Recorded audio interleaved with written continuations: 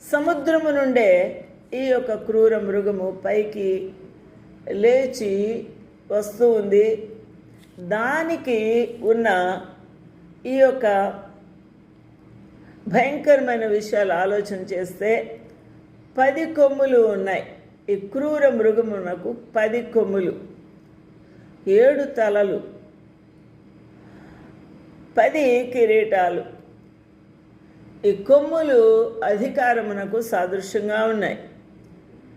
ఈ 10 తలలు మరియు కిరీటములు రాజ్యాలు, రాజరికాలు,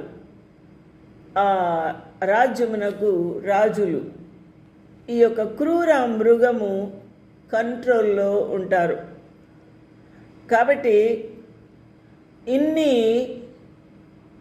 రాజ్యాల మీద, ఆ రాజుల మీద అధికారము కలిగిన ఈ క్రూర మృగము, వాడి తలల మీద 10 కిరీటములు ఉండి వజ్రాలు వైడూర్యాలు పొదగలేదు, కానీ వాటి మీద దేవదూషణకరమైన పేర్లను పొదిగి ఉన్నాయి. I stood upon the sand of the sea. ఎవరు? యోహాను భక్తుడు సముద్రము ఇసుక దగ్గర నిలబడ్డాడు. Saw a beast.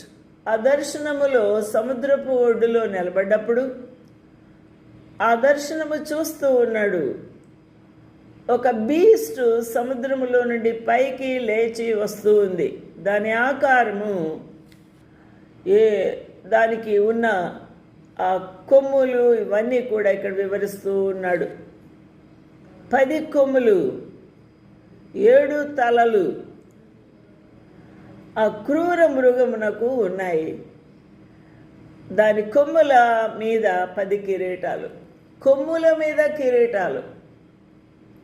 కొమ్ములు అధికారమునకు సాదృశ్యము, కిరీటములు ఆ రాజులు పెట్టుకునే కిరీటాలు. ఆ కిరీటాల మీద దేవుని దూషించుచు వ్రాయబడిన పేర్లు, దేవదూషణకరమైన పేర్లు. ఎంత విచిత్రంగా ఈ యొక్క ఆకారం ఉందో, వికృతంగా ఉందో మనము ఆలోచించవచ్చు. And upon his heads the names of the blasphemy. దేవుని దూషిస్తూ ఉన్న పేర్లు. అనగా వీడు ఖచ్చితంగా వాడు సాతానుడు, సర్వలోకమునకు సర్వరాజ్యములకు అధికారము కలిగిన వాడుగా మనకు ప్రస్ఫుటంగా అర్థమవుతూ ఉన్నది.